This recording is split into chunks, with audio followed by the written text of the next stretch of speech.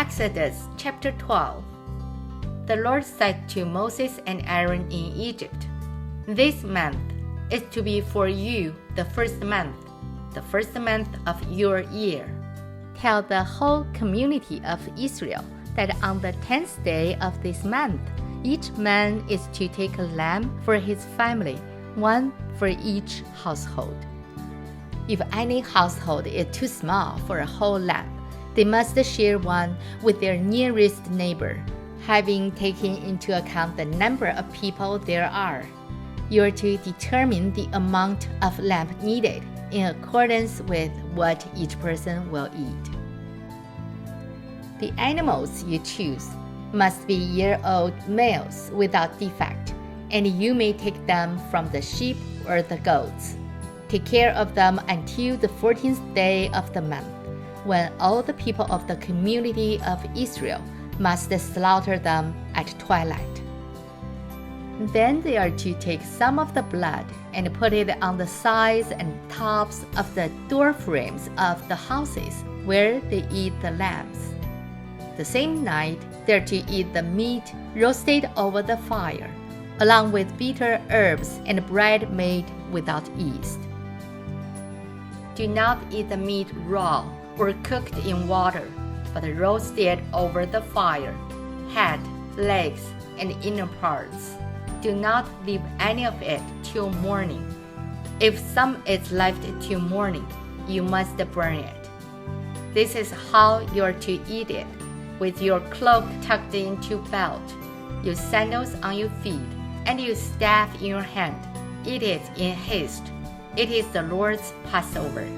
On the same night, I will pass through Egypt and strike down every firstborn, both men and animals, and I will bring judgment on all the gods of Egypt. I am the Lord. The blood will be a sign for you on the houses where you are, and when I see the blood, I will pass over you. No destructive plague will touch you when I strike Egypt. This is a day you are to commemorate. For the generations to come, you shall celebrate it as a festival to the Lord, a lasting ordinance. For 7 days you are to eat bread made without yeast. On the first day, remove the yeast from your houses. For whoever eats anything with yeast in it from the first day through the seventh must be cut off from Israel. On the first day, hold a secret assembly, and another one on the 7th day. Do no work at all on these days, except to prepare food for everyone to eat. That is all you may do. Celebrate the Feast of Unleavened Bread, because it was on this very day that I brought your divisions out of Egypt. Celebrate this day as a lasting ordinance for the generations to come. In the first month, you are to eat bread made without yeast from the evening of the 14th day until the evening of the 21st day. For 7 days, no yeast is to be found in your houses, and whoever eats anything with yeast in it must be cut off from the community of Israel, whether he is an alien or native born. Eat nothing made with yeast. Wherever you live, you must eat unleavened bread. Then Moses summoned all the elders of Israel and said to them, "Go at once and select the animals for your families and slaughter the Passover lamb. Take a bunch of hyssop, dip it into the blood in the basin, and put some of the blood on the top and on both sides of the door frame.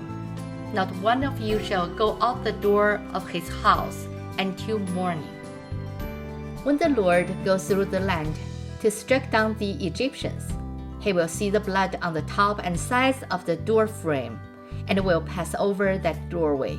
And he will not permit the destroyer to enter your houses and strike you down. Obey these instructions as a lasting ordinance for you and your descendants. When you enter the land, that the Lord will give you as He promised. Observe this ceremony. And when your children ask you, what does this ceremony mean to you? Then tell them, it is a Passover sacrifice to the Lord, who passed over the houses of the Israelites in Egypt, and spared our homes when He struck down the Egyptians. Then the people bowed down and worshipped. The Israelites did just what the Lord commanded Moses and Aaron. At midnight, the Lord struck down all the firstborn in Egypt, from the firstborn of Pharaoh, who sat on the throne, to the firstborn of the prisoner who was in the dungeon, and the firstborn of all the livestock as well. Pharaoh and all his officials and all the Egyptians got up during the night, and there was a loud wailing in Egypt, for there was not a house without someone dead. During the night, Pharaoh summoned Moses and Aaron and said, Up, leave my people, you and the Israelites. Go, worship the Lord as you have requested. Take your flocks and herds as you have said, and go, and also bless me. The Egyptians urged the people to hurry and leave the country, for otherwise, they said, we will all die. So the people took their dough before the yeast was added, and carried it on their shoulders in kneading troughs, wrapped in clothing. The Israelites did as Moses instructed, and asked the Egyptians for articles of silver and gold and for clothing. The Lord had made the Egyptians favorably disposed toward the people, and they gave them what they asked for. So they plundered the Egyptians. The Israelites journeyed from Ramses to Succoth. There were about 600,000 men on foot, besides women and children. Many other people went up with them, as well as large droves of livestock, both flocks and herds. With the dough they had brought from Egypt, they baked cakes of unleavened bread. The dough was without yeast because they had been driven out of Egypt and did not have time to prepare food for themselves. Now the length of time the Israelite people lived in Egypt was 430 years. At the end of the 430 years, to the very day, all the Lord's divisions left Egypt. Because the Lord kept a vigil that night to bring them out of Egypt, on this night all the Israelites are to keep vigil to honor the Lord for the generations to come. The Lord said to Moses and Aaron, These are the regulations for the Passover. No foreigners is to eat of it. And the slave you have bought may eat of it after you have circumcised him. But a temporary resident and a hired worker may not eat of it. It must be eaten inside one house. Take none of the meat outside the house. Do not break any of the bones. The whole community of Israel must celebrate it. An alien living among you who wants to celebrate the Lord's Passover must have all the males in his household circumcised. Then he may take part like one born in the land.